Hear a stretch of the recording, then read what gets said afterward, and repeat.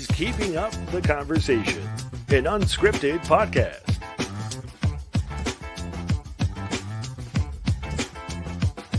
And now, here's your hosts, Tori and Big Ken.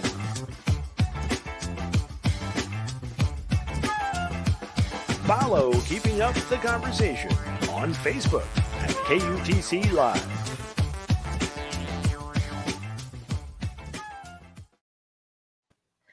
Hello and welcome to Keeping Up the Conversation. I am your host, Miss Tori, joined by my super duper co-host, Big Ken. What's up? What's up, y'all? What's up? I'm like still riding high from last week's show. We got a lot of great comments, a lot of support, and so it just feels really good. When you start something just in the space that you're in, and you come out and people are supporting you and ready for you to just kind of keep it moving. Yeah, I mean, it was amazing. The support that we had, the guest that we had, well, the guest that we had. It was an interesting start, Mhm. and I think people really gravitated toward the show. And I'm just so happy to move forward each and every episode with the different interesting guests that we have coming. Oh yeah, and I know just now and gosh, we're booked up. I don't know if people know, we're booked up until January. That's And big. it's amazing and a blessing in itself. One thing that we didn't talk about last week and we didn't let people know was how we know each other. I thought about that when the show ended, and so just to kind of give people an idea, or just all transparency, my husband is your wife's cousin, right? Yes, they're first So cousins. Yes, first cousin, so that makes us like cousins or cousin. cousin-in-law or Yeah, cousin-in-laws. cousin-in-law or something like that. So yeah, so well, if they didn't know, it's also two light-skinned people, so they know you got something got to be going on. So they're related. There you go. So anyway, at the top of the hour, we always have our hot topic.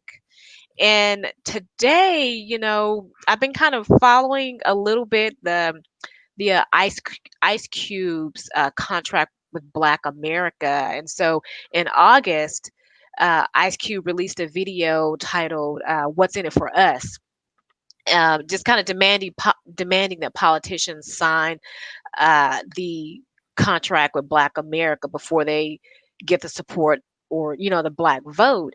And it's been somewhat of a controversy, and I think that it's only been, in my opinion, it's only been a controversy because people weren't really understanding what Cube was saying when he posted on Twitter that the Trump campaign made adjustments to their plan, meaning that, uh, Ice Cube is now on Trump's team.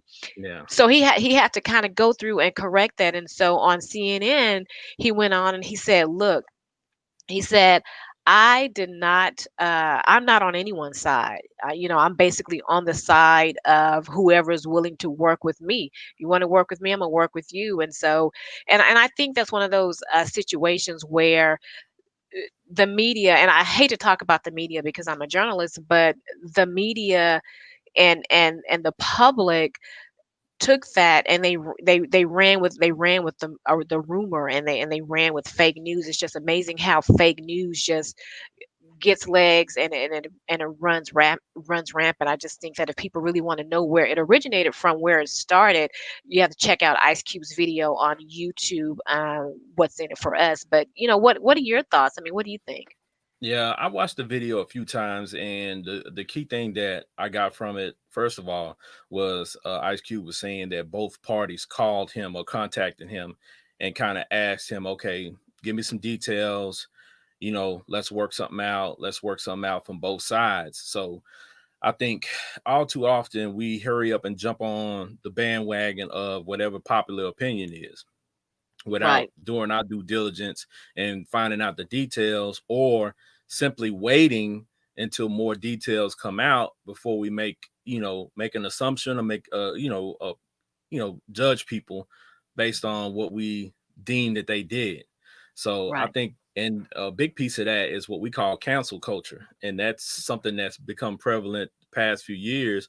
Where every time something happens, especially with Black people, they want to cancel them.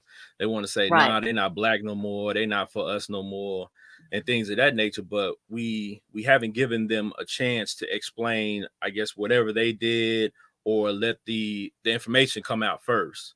Mhm.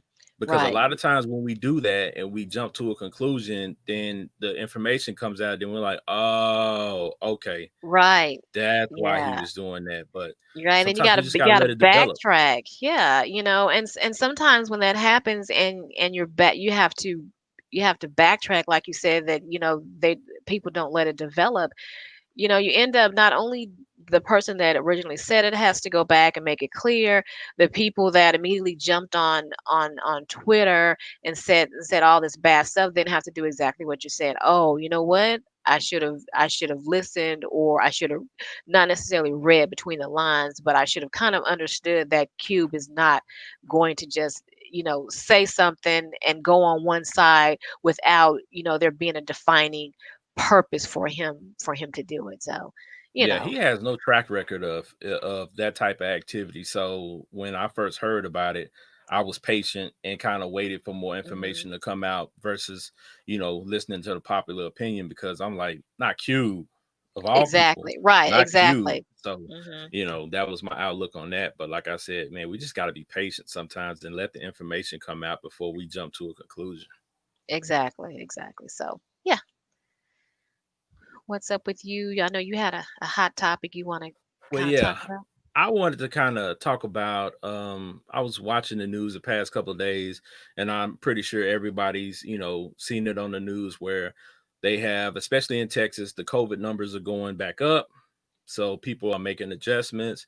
You have some school districts that are going back home, that were in the schools, that are sending the teachers and the kids back home for online learning. But you have some school districts that are pushing forward with, okay, they're still planning on putting the kids back in the classroom. hmm So that's become a hot topic as well, again, because here we go with the second round. We messed up the first time Right. with some of the stuff that we jumped back into too early. And now it's at a point where it's kind of, we're at a crossroads, right? Right. We have a lot of decisions to make, a lot is on the line. I understand both sides, the education piece, but I also understand the safety piece with the kids. So that was my thing. How do you rationalize, sending these kids back into an unsafe environment, sending the teachers back into an unsafe environment for the sake of the education? I get it, Right. I but how do understand. you Right. how do you explain to a parent that loses a child due to them contracting, COVID-19? Right. How do you explain that to that parent? See, Mhm. and that's why I don't think the leadership is looking at that one kid, they're looking at the millions. Right. So Exactly. Right. and that's And what yeah. and that's the way I kind of looked at it. But I know you have kids as well, so I know you have a way you would look at it as well. Yeah, I think that my biggest issue is that we're still trying to understand the first wave. We're still trying to get through the first wave. There's still people healing from the first time. Schools are still trying to schools are still trying to understand how we're going to get these kids, in our school and keep them safe all day. So, and then you have the second wave that's coming when you're still trying to figure out what's going on the first time. I get it. I'm all about education. Education is number one and priority for me, but also the safety of my kid. Like you said, if something happened to him, what are you going to do? How are you going to explain that? You can't, because you're still trying to figure out how do we handle part one. And now part two is coming, and we're still trying to figure things out, like the resources. You're trying to figure out how do you get those kids who don't have the necessary resources to stay at home and do the virtual learning. You're still trying to figure out so much stuff. And so rather than, like I know we had a brief conversation before, so rather than having to say, we're sorry, this is just what happens, why don't you just play it safe and have those kids, this is just my opinion, and have the kids stay home until you can figure it out, because you cannot say anything that's going to ease the mind and give a parent peace if they lose a child when you knew in the beginning that things we're still trying to figure things out with the first wave of COVID. Yeah, and I think also too, you have to look at, what people forget sometimes, and they talk about, well, the kids are not being affected like adults, but the kids have to go home to adults. Right. You have some of those kids who go home to a parent that might be more susceptible to getting sick, if they contract it. You have some of these kids, a lot of them probably live in a household where they have a grandparent present. Mhm. So, you're putting the family, what I'm saying, at risk as well, because I'm telling you Yeah. right now, I've seen videos and, of these kids that have gone back to school, and you have some kids virtual, some kids in the classroom. And when you look at that classroom, a lot of those kids don't have a mask on, or if Oh they do yeah. have the mask on, they don't have it on properly. Right. So they're supposed to have these little dividers. Some schools Mhm. don't have the dividers or Yeah, don't they have don't. enough. So you Right. talk about the resources, but on the flip side, you have kids that are at home, and a lot of people don't realize some of these kids actually don't have access to internet. Right. So Exactly. That's what I y- was saying. Yeah. yeah, Exactly. The so the resources. school, yeah, so the school provides, a lot of these kids with hotspots or Mhm. tablet or some sort of stuff, but these kids really don't have what it takes Mhm. to really educate at home per Yeah. se. They don't have the Mhm. resources, so that's Yeah. the other piece that we were looking at as well. So Yeah. Right. yeah, so All but like I right. said, that those type of things are problematic Mhm. in Oh this yeah. society, and I don't think we're gonna have a grip on it anytime soon. No, no, it doesn't So it doesn't look that way at all. Not. I mean. yeah, so I think that's Yeah. why they're pushing just to go ahead and send them back, because they know that there's nothing that's going to be developed anytime soon. So they're just willing to risk it all. Yeah. It's like they're risking it all so that they're risking it all for normalcy, I guess. To have some Yeah. sense of normalcy. Yeah, I So. mean, don't get me wrong. Everybody wants to get back to a normal life, get back to, going to events, going to the beach, going out to get you something to eat, to the parks or whatever the case may be. But man, you just don't want to rush Yeah. it, because like I said, Yeah. this is, in retrospect, this is going to seem like a small piece of a big puzzle, and Yeah. we don't want to risk everything for, this short amount of time. Yeah. I agree. I totally agree. I think that again, it's one of those words that we used earlier, patience. Yeah. Just And just I think patience.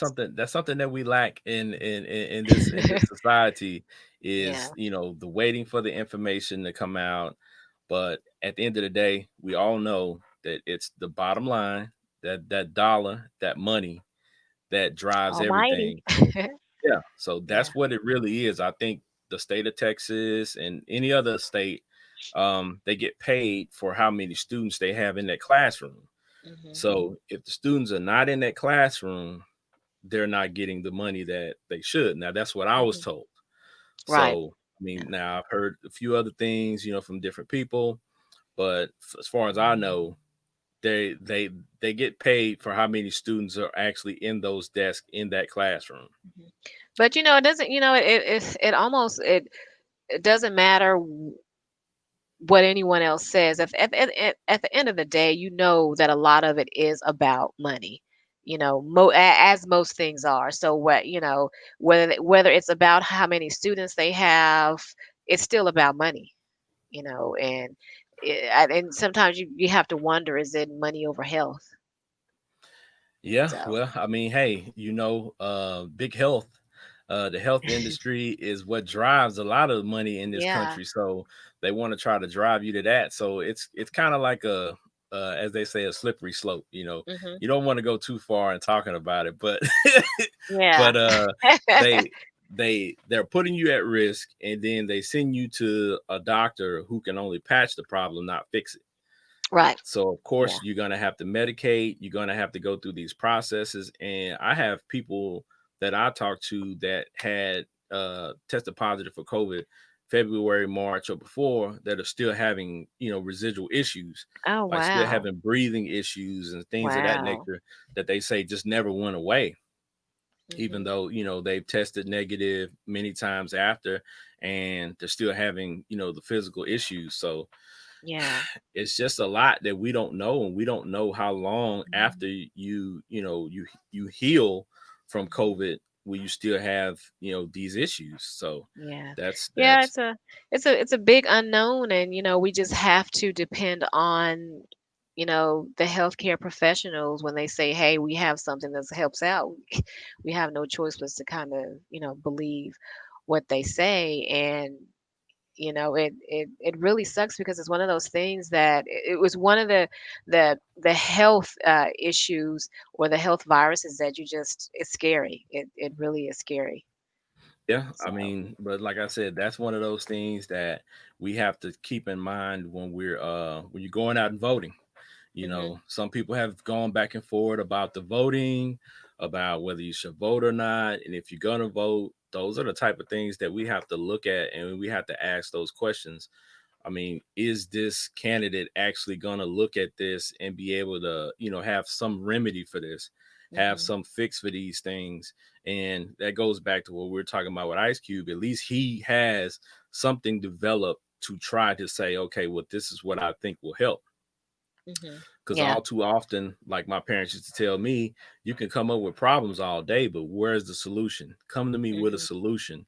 And at Right. least if you come to me with a solution, we can work from there, and maybe we can try to fix things. But if you're coming to me with just complaints, that doesn't help me much at all. Yeah, exactly. So, all right, well, just kind of moving on. I want to move on to our business spotlight. Every week we profile a successful small business in our business spotlight. And this week we are proud to shine a light on Supernola, founded by Cindy Poez, who also, by the way, appeared on QVC. They were so kind to ship us a box of their granola. And Ken, Hmm. I know you received yours. I Yep, know. I I got. got mine. Yeah. I got mine, and there were so many, and you hate to be like a pig and just eat it all, but I don't yeah. care. I So. get it. And the thing about Supernova, I want to tell you that it is they use exotic fruits and berries and that are rich in nutrients. And I'm kind of a health nut, kind of, a little bit. But anyway, these are packed with vitamins, and they have like a little bit of a tart flavor, which I think that's what makes them so unique. And but it's a natural sweetness. Has a natural sweetness. And my favorite, which I'm holding up now, is the dark chocolate nut crunch. It's just, Mm. but they have.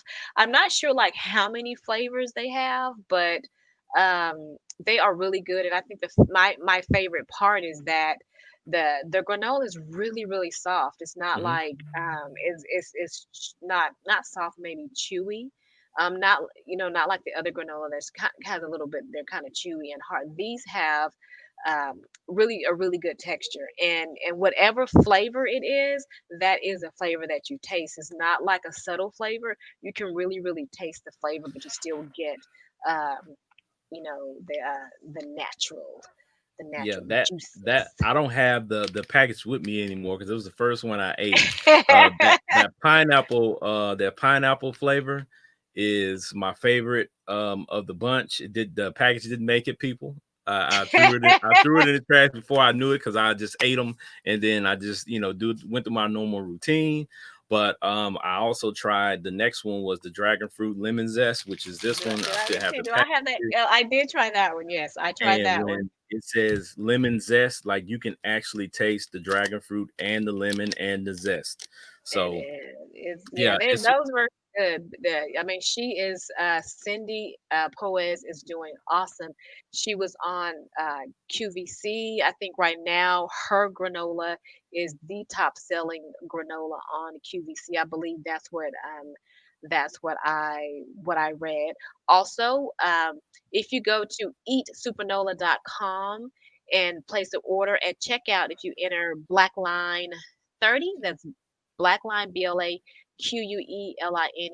30, the number 30, you will get 30% off your order. So make sure you go to eatsupernola.com and check it out. So if Yeah, I'm you want definitely to going to hit that up. I know, it's like, oh my God, I'm so addicted to Supernola.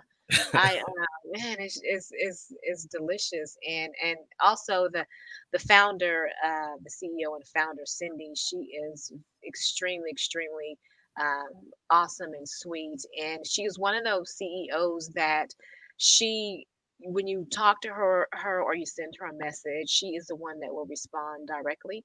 I just like that she has that hands-on approach, or that hands-on, that touch with her customers. So I really like that a lot. Yeah, I think Um, that's amazing when you have somebody who owns a company who actually reaches out and actually, touches the people, talks to mhm. them, interacts with them. And I think the fact that, to me, really and truly, people, when we tell you this is good, like Oh yeah, it's it's not like just, yeah, it's I'm delicious. not just talking. Like It's it's yeah. actually good. Y'all know, people who know me know I'm critical of everything. So when they sent it to me, I was like, well, let me go ahead and, taste it. And it was really good. I'm not a health nut, but I do eat granola. I eat oatmeal every morning, those type of things. So, I consider myself a oat expert, and, hey, this is good stuff. So I was impressed, to say the least. Oh, I and was you know impressed. the other thing that I was gonna say is that, and people probably already know, and they probably do this with the granola that they eat now, but with Supernola, you can put it on so many different things, like the yogurt. If you put it in yogurt, you can also use it. Like, I know Ken and I, we both love oatmeal. You can put it in your oatmeal. You can put it on fruit. You can add it to fresh fruit. It's really a compliment to all of those. So I really love Supernova. I'm addicted. I'm addicted to Yeah, Supernova. I hear you. Like I said, it's definitely a great product. So if you would like to have your business appear in the spotlight feature, go to KUTC Live on Facebook and complete the form in our About section.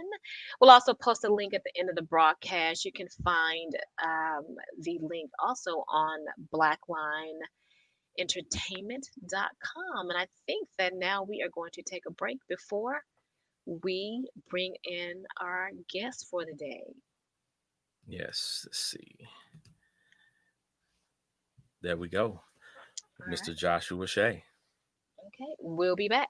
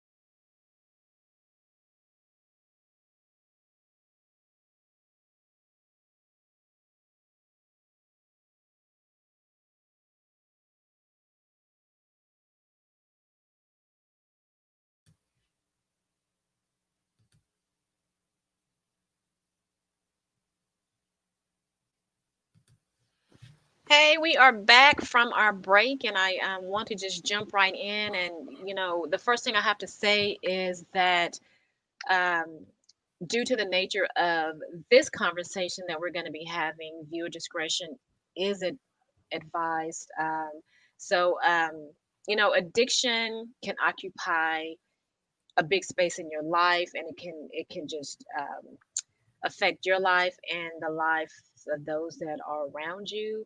Our guest today knows all too well about what it's like to have it all and watch it all just fall down or come crashing down right in front of him. He is a former porn addict and alcoholic and the author of 3 books on pornography. He is a TED Talk presenter and the presenter at the 4th International Conference on Addiction Research and Therapy. He has also appeared on over 150 television, radio, and podcast shows. Welcome to the show, Joshua Shea. Hi, thank you both for Hey having me very much. there. Hello, It's hello. good. It is really good to have you on the shows. I want to jump right into it, and there is no better Yep. place than to start at the beginning. And so, I want to just make sure that we get an idea how your addiction started. And so, if you could just tell us about your childhood and what was your first introduction to pornography and alcohol. Yeah, well, I can tell you that my story, I'm very textbook when it comes to somebody who has porn or sex addiction issues.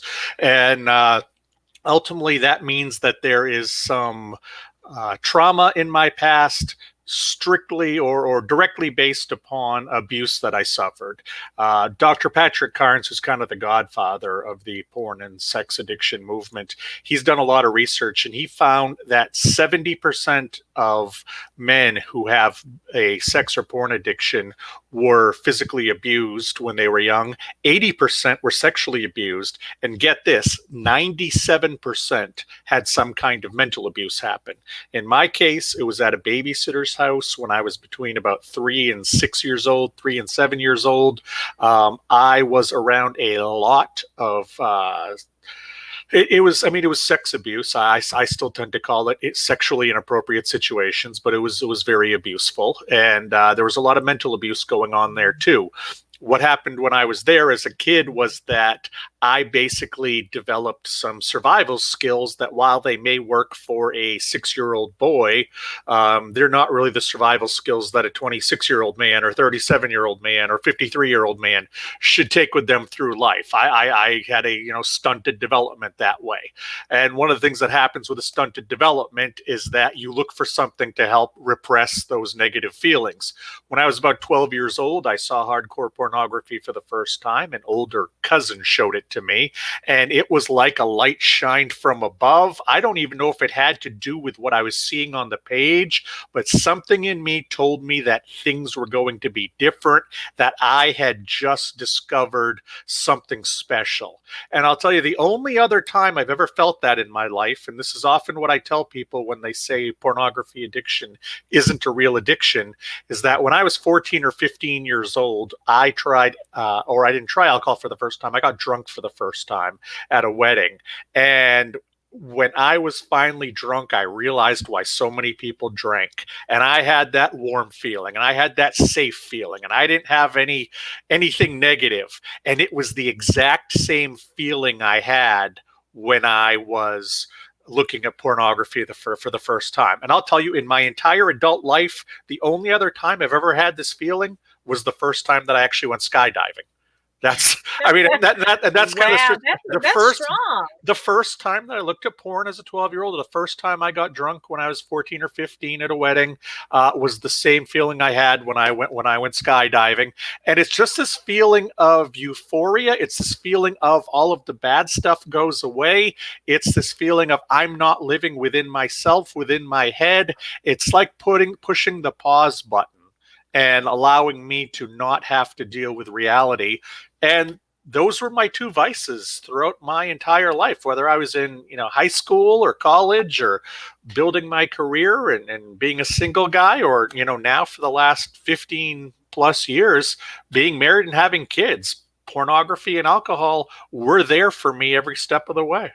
But being introduced to both of those at such a young age, a lot of kids are embarrassed or timid or shy about certain things, especially when they get introduced to it for the first time. Did you feel that feeling? I know you felt that warm and fuzzy feeling when it came to porn, at a young age, and alcohol, because that's new. It's a new thing to you as a young kid. But didn't you feel like, this isn't right, or embarrassed that you cared so much about those two things? Well, I grew up, and this was part of the confusion I had as a kid surrounding healthy sexuality, was that I spent my days when my parents were at work at this babysitter's house where R-rated movies were on TV, and family members would walk around naked, and there was some sexual abuse that went on to the children she was taking care of. I witnessed some of that happen, even to my own siblings, and it's one of these things where I don't think that I really thought about how I was viewing it when I was there. But at my parents' house, my parents were very strict Catholics. And you got to remember, this is the early 80s. So things were overall more conservative anyway than it is right now, socially and pop culture wise. And, you know, we could watch Rambo. We could watch all these horrible, violent movies all day long. But if there was ever a sign of a breast or a butt cheek on HBO, turn off that TV immediately. So I got a couple very conflicting stories and very conflicting messages about sex and sexuality. So I think that I understood that it was a dicey topic, but I don't think that I necessarily teased out what it all meant. I knew that I liked it. I knew it made me feel better. The first time that I can remember really thinking, hey, this is very different for me than other people, was when I was probably 16, maybe 17. I was on the soccer team in high school. And after a practice, 5 or 6 of us went back to a friend's house, and one of them had an old VHS tape of a porno movie, popped it in, and everybody started making jokes like it was Mystery Science Theater 3000 and having a good time cracking on it. And I was kind of off to the side going, you guys watch porn very differently than I do. Right. And this was not a group activity that was meant for comedy for me. This did something else for my psyche. And I was very uncomfortable watching it with them, not because it was weird or they were doing anything weird, just because I didn't use it that way. Right. And that was pretty obvious to me. And then, as you get older, you're kind of taught by your parents, by your friends, by society, what's allowed and what's not allowed. And, by the time that I'm 17, 18 years old, I've had 5, 6 years to get into both of these addictions. Right. And the thing is, an addict is a master manipulator. We are gaslighters. We have PhDs in, getting our way, saying whatever we need to do, doing whatever we need to do.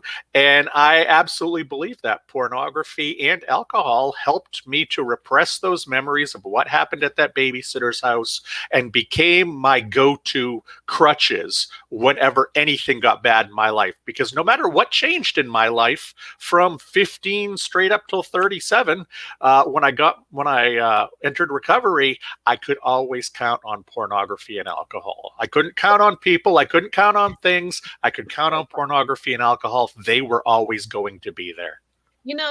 You were introduced to, like you said, you were introduced to pornography at such a young age. But the thing about that is that as I listened to you talk, you were still able to function, because you went on and you were a successful magazine publisher, a film festival founder, even part of the city council. But so you had a very successful career, but in the midst of all of that, you were hiding your mental health issues, your pornography and alcohol addictions, from the world. But so during the adult part of your life, during all of this success that you were going through in your life, had your addiction already started to consume your life?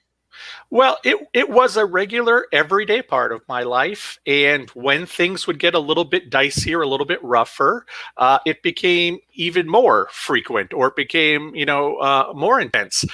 You talk about all the success I had in my life. I didn't feel like a success. I felt like an imposter. An imposter syndrome, is a real thing that exists out there, where I felt like I was playing the role of magazine publisher. I felt like I was playing the role of city councilor.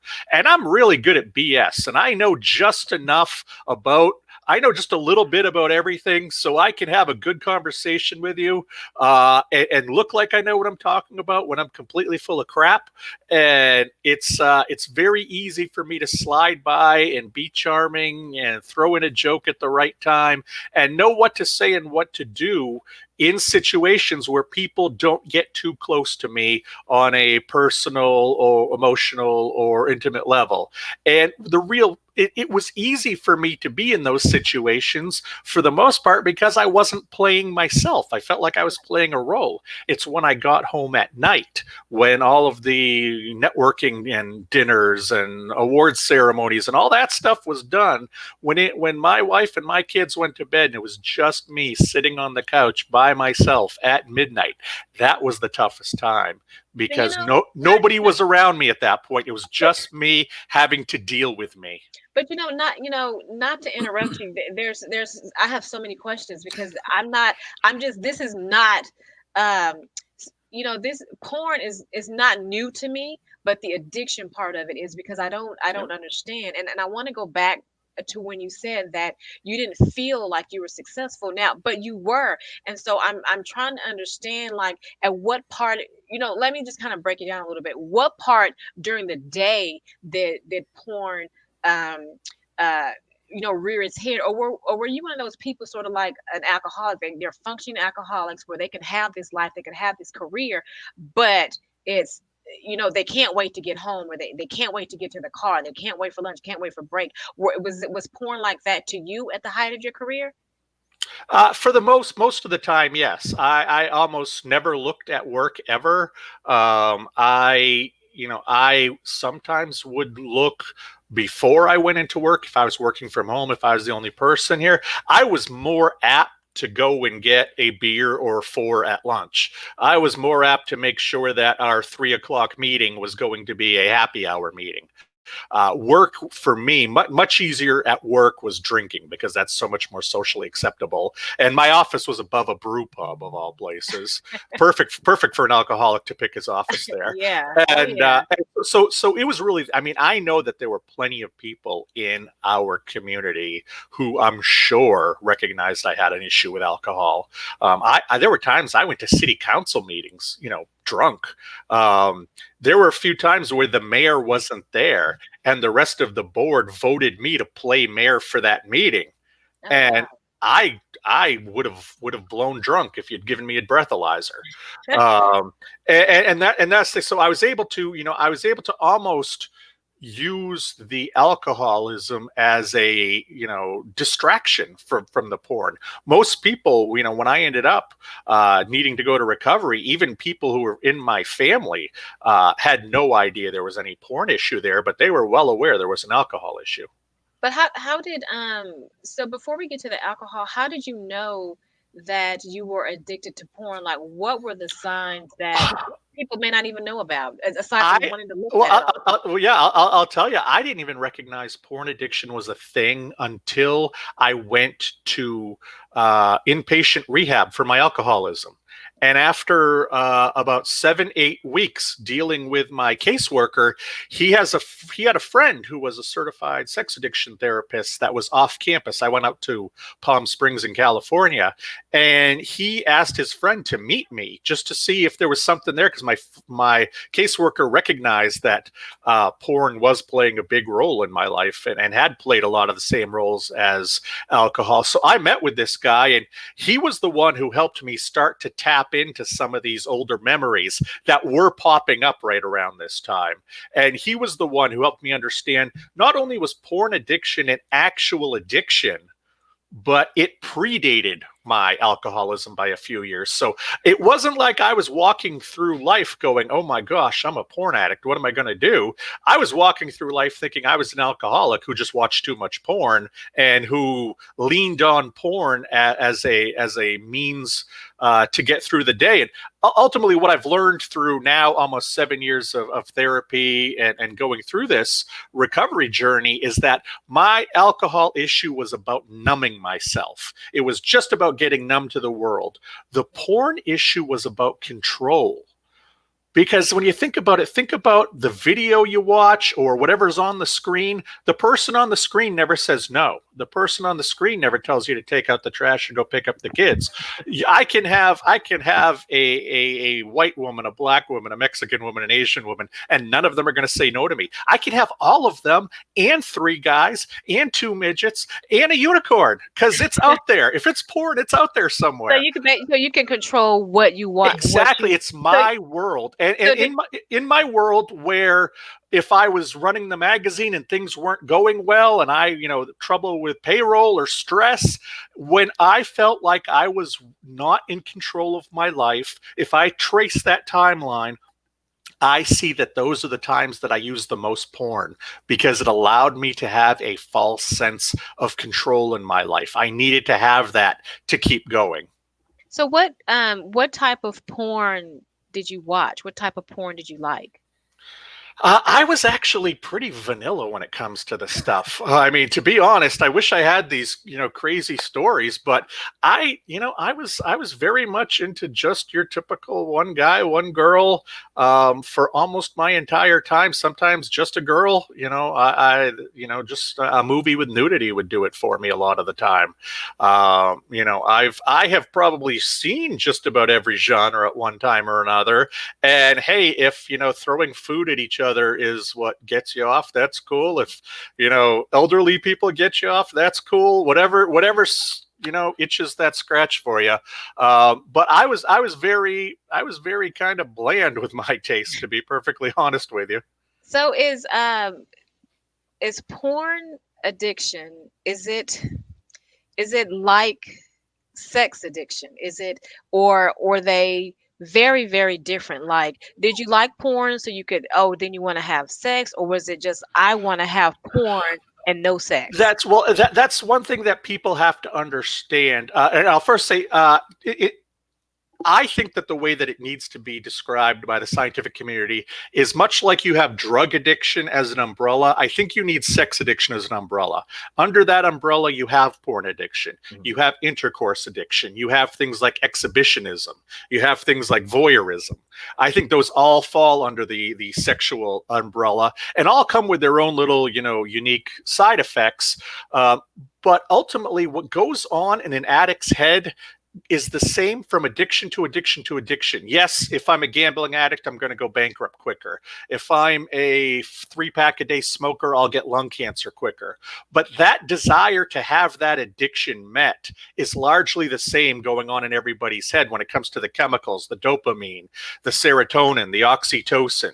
It's about satiating your pleasure centers with whatever happens to be your addiction of choice. So anybody, who's listening who is like, well, thank God you have that. You're not a drug addict, or thank God you're an alcoholic and not a meth addict or food addict. It largely is all the same in the head when you look at how the chemical breakdown of it works. Now, I have one question. Oh, go ahead. I'm sorry, Ken.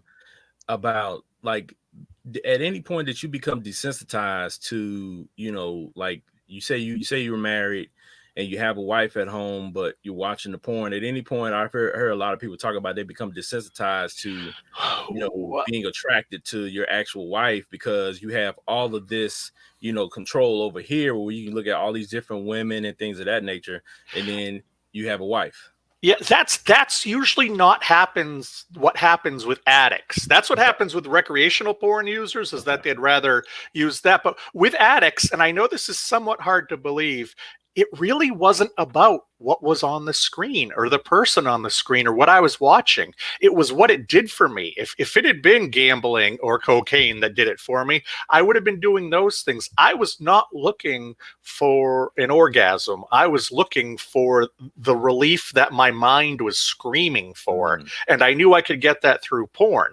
The other thing is, and this is where it sometimes also gets dicey, is because with porn addiction, you are talking about naked people, you are talking about sex, you are talking about masturbation, but you're also talking about addiction. And if you look across the spectrum at all addictions, addicts' sex drives drop tremendously. Ask a heroin addict how interested they are in having sex. They're not. And that's the thing, is that's what a lot of people, because this is so connected to sex, people don't necessarily realize that.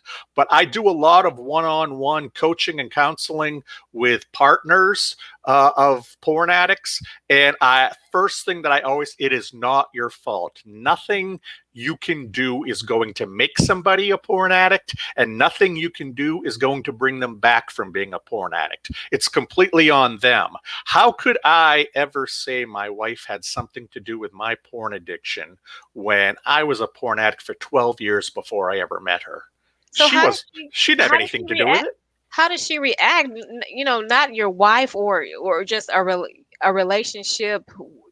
How do you balance a relationship and porn? Like, before you met your wife, how did you balance a relationship? And then when you met your wife, how did she react to that you were a former porn addict? I was a porn addict for the first 10 years we were married, and I hid it very well. She has the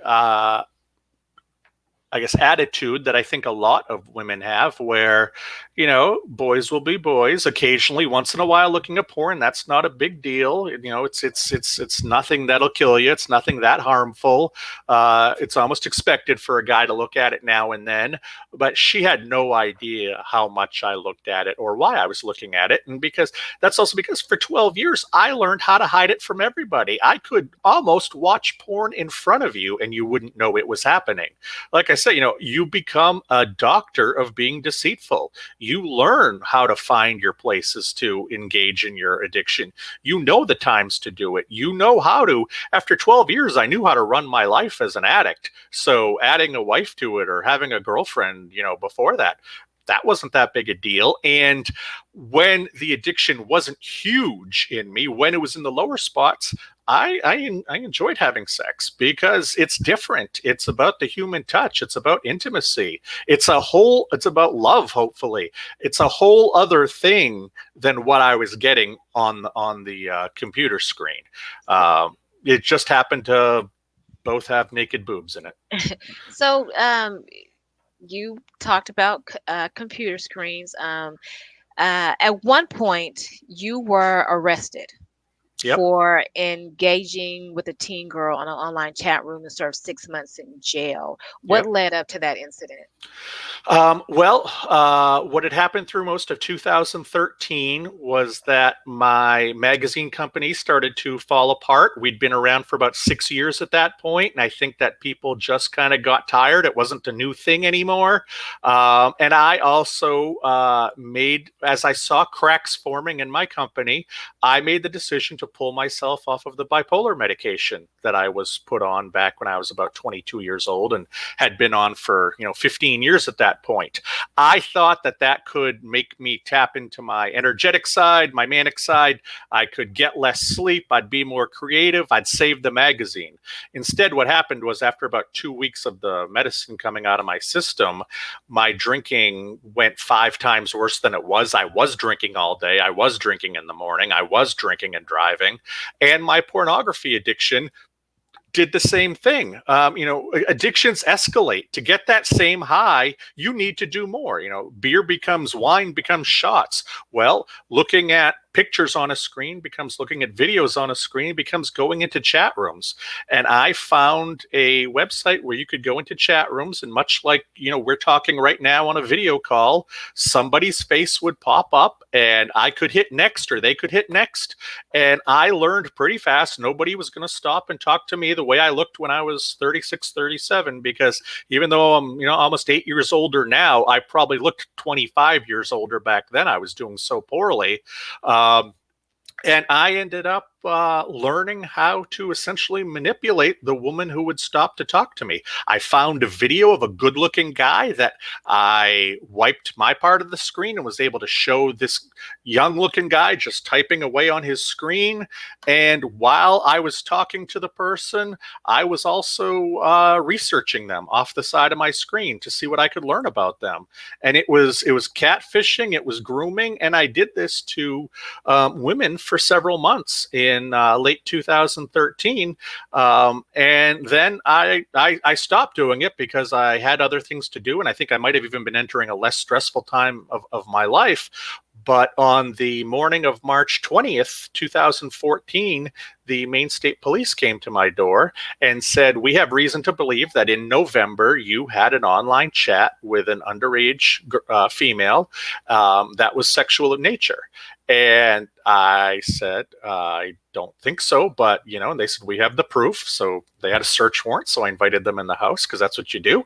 And they came in and they laid out their case for me. And I said, "Oh, you've got me. You've got me." I didn't know she was a teenager. I probably should have, because we all know there are 15 and 16-year-old girls who look 25 and 26 and vice versa. And even though, I was in a very rough place with my addiction, with my illness, I wasn't really paying attention to cause and effect, to consequences, and I should have been a lot more careful. And I don't blame my addiction, really. I don't blame the girl. I only blame myself, because I knew that I had a mental health issue, and I took myself off of the medication for that mental health issue. How did the magazine disappeared either way. Right. I should have at least done it in a healthy way. And unfortunately, I dragged in this teenage girl into it, and my entire world absolutely imploded on that day. How did your family react to that? Yeah. Well, I called my wife. The police officers were wonderful to me. They were very nice. And I called my wife and said, these guys came to the house, and I have been, not doing what I should be late at night when I should be working on the magazine. I've been online in chat rooms, and I ended up talking to a teenage girl in a chat room. And they were like, and my wife was like, "Okay, well, we know you've been sick lately. What do I need to do?" And I told her, bring $500 to the sheriff's office. And she met me there about an hour later and bailed me out. And when I got in the car, the first thing I said to her was, "Listen, don't talk. If you want a divorce, fine. You can have the kids, you can have the house, you can have the cars, the pets, you can have everything. I'll go live with my parents. This is beyond what any wife should have to deal with. This is beyond what anybody should have to deal with. I will walk away." And she just looked at me and said, "You've been very sick. I have one question. Did it involve little kids?" I was like, no, it didn't involve little kids. And she said, "Okay, well, as long as I know that you're not a pedophile, we can get through this. You have been very sick for a very long time." And I didn't even truly recognize what she was talking about until later, that I could go back and look at how sick I really was at the time.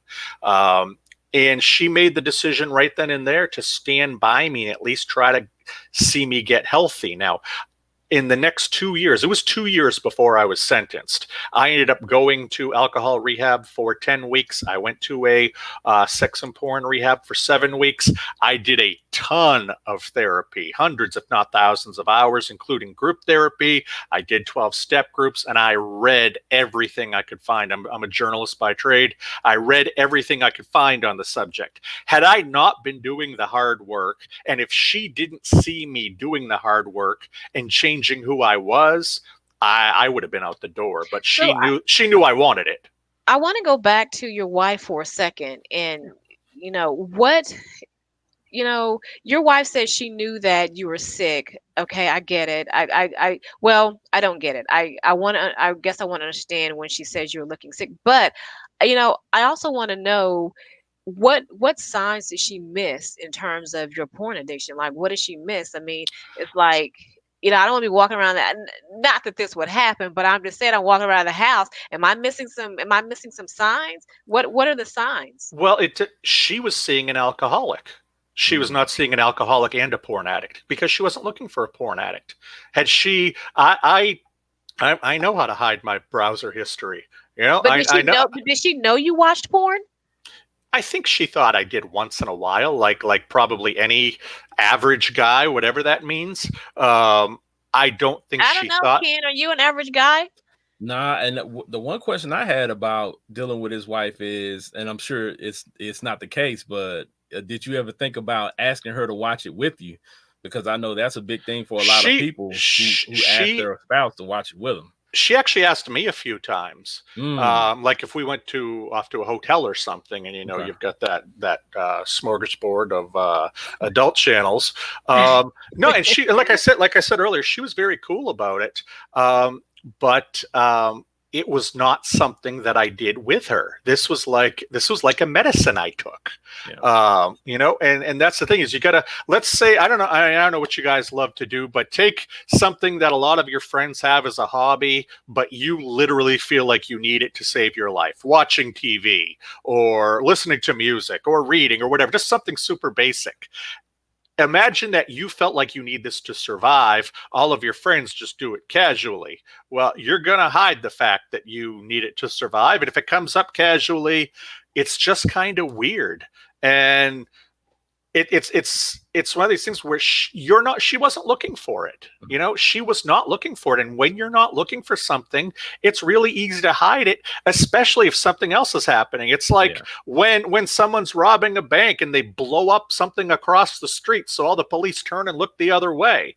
You've got these diversionary things happening in your life. They don't see the real thing that's happening. And that's the thing that happens with so many partners. When they find out that their partner is an addict, they go through what's called betrayal trauma.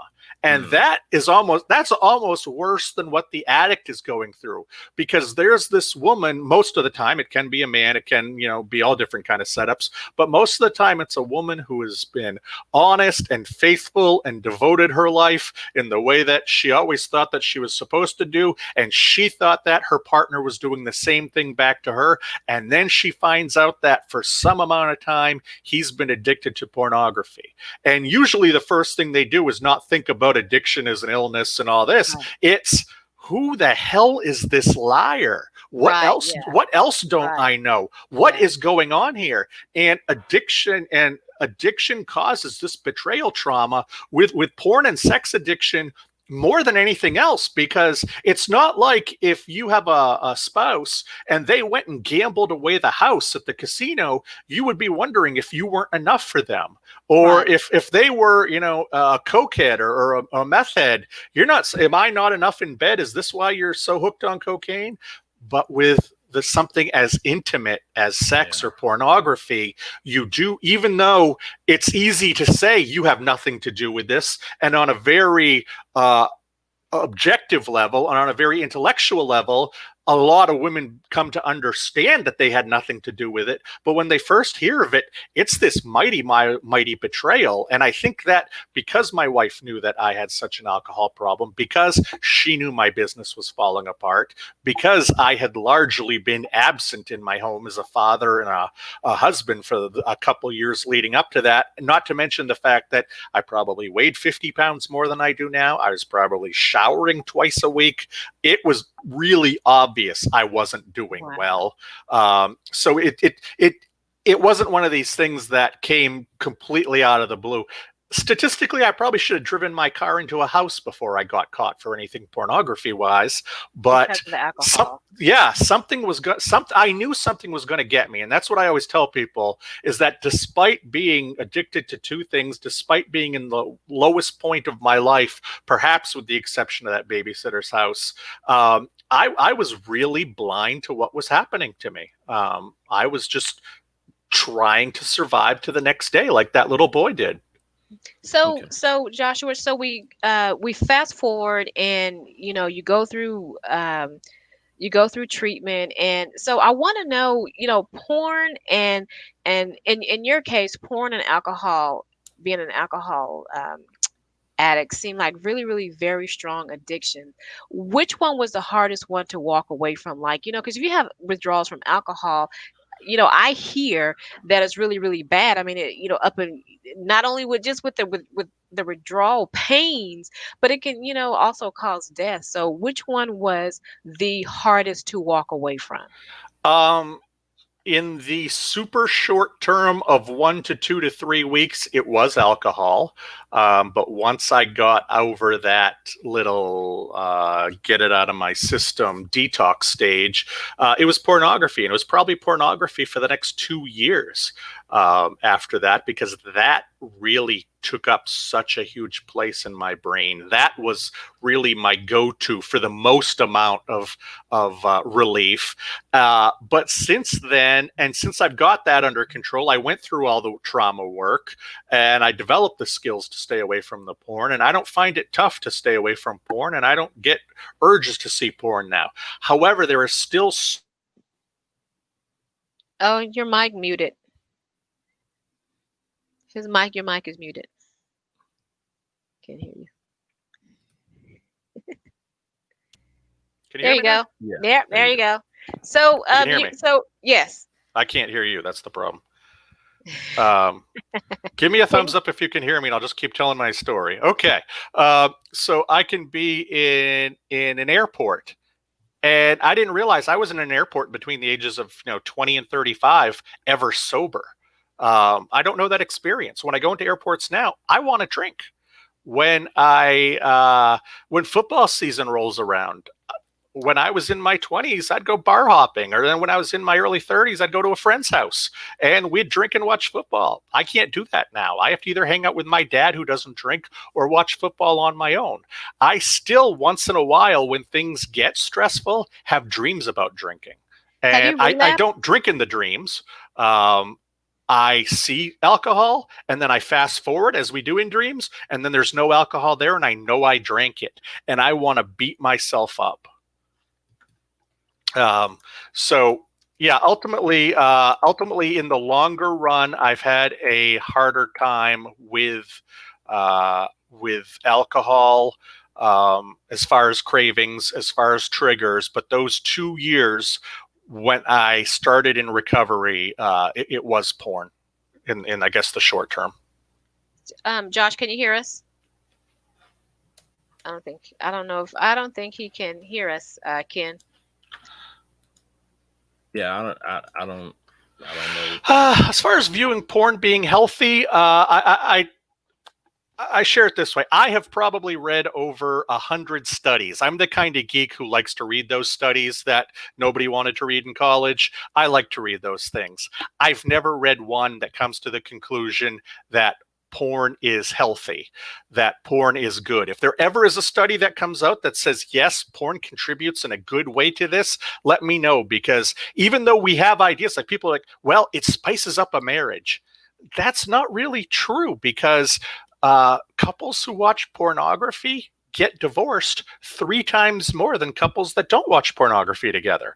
I can't say it has to do with the porn, but I can say there's a statistic. And as far as viewing porn being healthy, let's put addiction aside for a moment. I go around, or I did before this wonderful COVID thing reared its ugly head, and I went to different churches, libraries, colleges, and gave speeches about pornography addiction.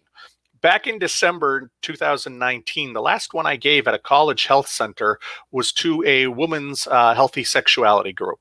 And I went through my statistics and I told my stories and whatnot.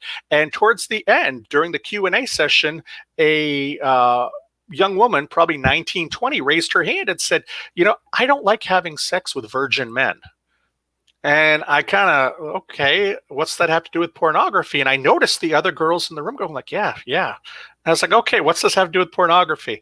And she said that, well, the thing is, now that boys have smartphones at 10, 11 years old, now that they don't have people watching them 24/7, and you can put all the filters you want on your kids' stuff, there's still the outside world, and there's still 4 billion other cell phones, that they are exposed to pornography nonstop. And even if it's your typical one guy, one girl, vanilla pornography, think about it. It has the man as the aggressor. The man is usually saying very nasty things to the woman. Let me pause for a second so you can share an important message with all your viewers. So I just want to let you guys know that we are still talking and interviewing Josh. We're having a little bit of technical difficulties. He can't hear us, so we are sending him the questions to ask. So you guys just bear with us and continue to tune in with Josh. Anyway, so these women start to tell me how when they are with a guy for the first time, or his first time, and that he has never had sex, he thinks of all this porn he's watched, hundreds upon hundreds of video clips he's probably seen by 17, 18, 19. And it's the man bending the woman any way that he wants, having his hand on her neck, saying horrible things, not to mention how pretty much every porn video ends, which is not how it ends in real life. And there are lots of things you see in porn videos that women are very welcome to do that they're not welcome to do in real life. And as guys, I'm sure you can agree with me on this, Big Ken, that, we know what healthy sexuality is. We know what healthy relationships are. These guys, 17, 18, 19, don't know. So their first time with a woman, their sex ed has been these videos. They go directly to the behavior they saw in those videos. And when I started to talk to these women about it, it was like, oh my goodness, these women are absolutely correct. And they don't want to have to retrain these guys, because these guys have an unhealthy sexuality going into it. And that's the problem with pornography. Forget addiction. We are teaching, by simply allowing this to go unchecked, we are teaching our youngest generation of young men and boys that pornography is normal sexuality, and it's not. That's why porn is unhealthy. As for a follow-up question that you wrote me, I have never relapsed during my recovery when it comes to either drinking or alcohol. I am just such a stubborn person that I know, going on 7 years of sobriety, if I had to start all over, I would be in my mid-50s by the time I hit 7 years again, and I don't want to do that. As far as my life today, it's great. I have never felt healthier spiritually, physically, mentally. I wish I hadn't lost so many of those years. You talked about earlier, Tori, how I was a successful person, but success is incredibly subjective. I never felt successful because I was never happy. I was never comfortable in my own skin. And I am today. Sure, I may not have tens of thousands of people reading whatever news article or magazine article I'm working on, and I don't get to sit on the city council and decide what happens with millions of dollars with the different budgets, but I'm very content with myself these days, and I have a better relationship with my wife and my children and my God and my world around me than I've ever had. I work from home. I spend about half my time doing things like this, trying to talk about porn addiction, trying to help other people, and I spend about half my time as a freelance writer or ghost writer working with people on projects that they're doing, and I make more money than I ever did. I'm happier than I ever was. I feel like I'm giving back to society more than I ever did in the past. It's a, hey, like they said in the movie, it's a wonderful life now. And that's why I tell anybody who thinks they may have any problem, go get help. You could be hearing my story and you could be saying, oh, well, yeah, I look at porn, but this dude ended up in jail. Well, this dude didn't think he'd ever end up in jail. It just exploded and it just built upon itself. And it took me 24 years of addiction to get to the point, plus making a bad decision with my meds, that I got to that point. I never thought I'd get there. So don't tell me that you can't get there. Everybody can get there. I want to just give that as the ultimate warning. Anybody can get there. And thank you so much for welcoming me onto your show today. I had such a good time and I really appreciate it. All right. Thank you so much, Josh. And for more information on Josh's book, you can go to recoveringpornaddict.com. And thank you so much, Josh, for sharing your journey with us.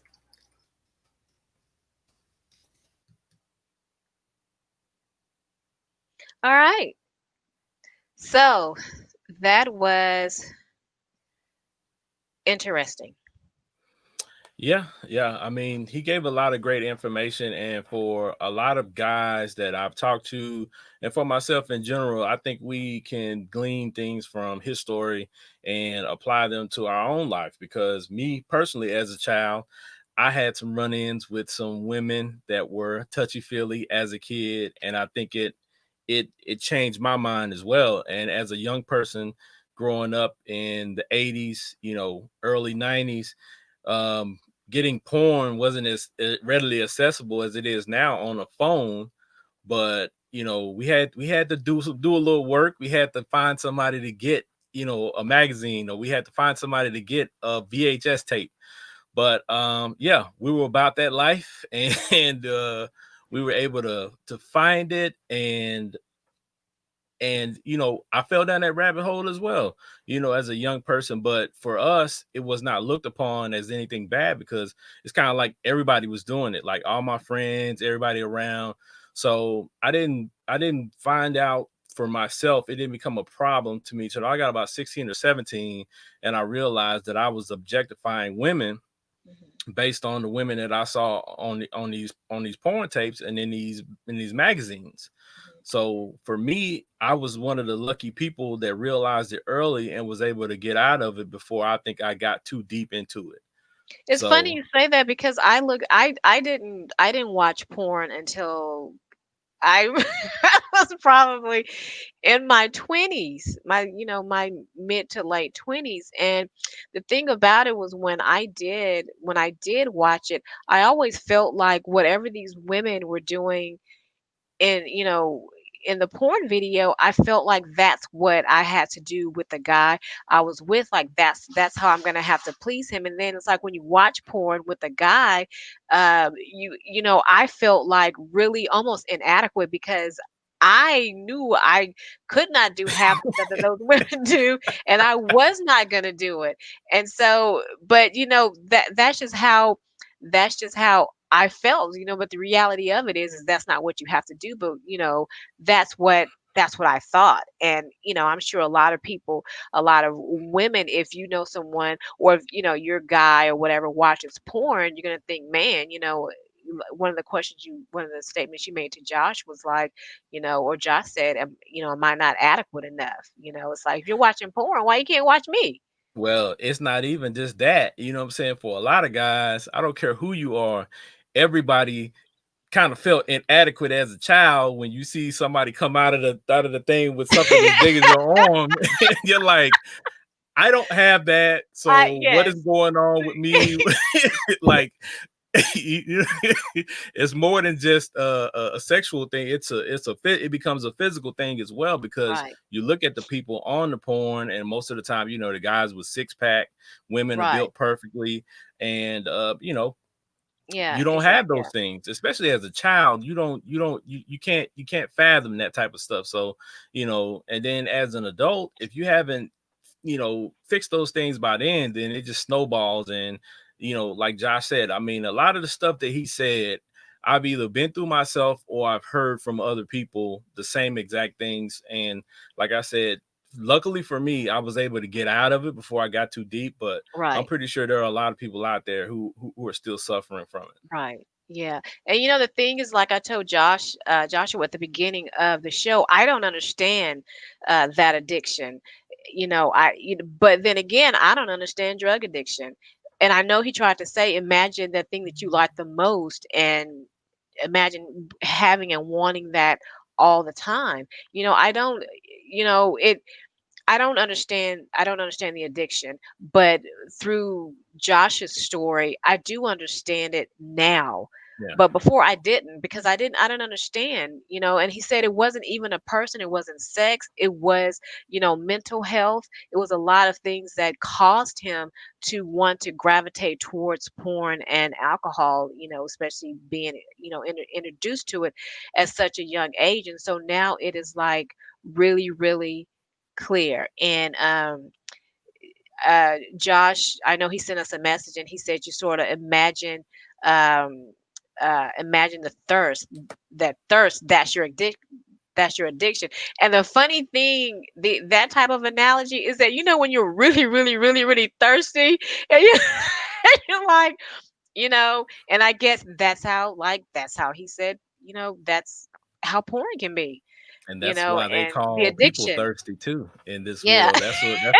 That's a You term we want it, you use to want it, call you want people, it. who Yeah. chase after people really hard. And they say guys online, when they like a girl's pictures all the time, they're thirsty. So it's all it's the thing that Josh said that stands out the most, and I think that everybody should take with them, is when people think porn and sex, they think physical, they think touch, Right. they think, those type of things, but it's really mental. It really Mhm. is revolves around everything mental, and it stems from there. So, you know, you just gotta watch those things as the habits Yeah. that you build, and the And I things I that happen to you as a child that you had no control over. Like Josh said, people need counseling, people need to get some help. Right. I like what Josh said when he addressed his wife and letting her know and reassuring her that it wasn't any type of inadequacies that she had. It was him. So just reassuring her that it wasn't you, you couldn't do anything about it. It was all me. So Yep. all right. So I really that was a lesson. So I like that. Learned a lot. Learned a lot. I was exposed. Okay. So on the next show, we're gonna have Dr. Joe Martin. Everyone, especially the men, you got to tune in to next week's show because Dr. Martin is an award-winning international speaker, author, educator, and certified man builder. So, Dr. Martin, he is going he is going to be he helps men, husbands and fathers write their own comeback story, or at least prevent them from having to write one at all. So tune in for Dr. Martin on next week's show. And remember, we at the top of the hour we had, an hour ago, we had our business spotlight. So if you want your business to be in the business spotlight, please visit us on Facebook at KUTC Live. Go to the About section and complete the form. And remember, you can watch KUTC Live right here on Facebook, or if you miss it, the show, you can go to blacklightentertainment.com. All right, so every week at the end of the show, we leave you with a positive quote. And this week's quote is: sometimes we're tested not to show our weakness, but to discover our strengths. Until next time. Make sure you keep up the conversation. All right. All right.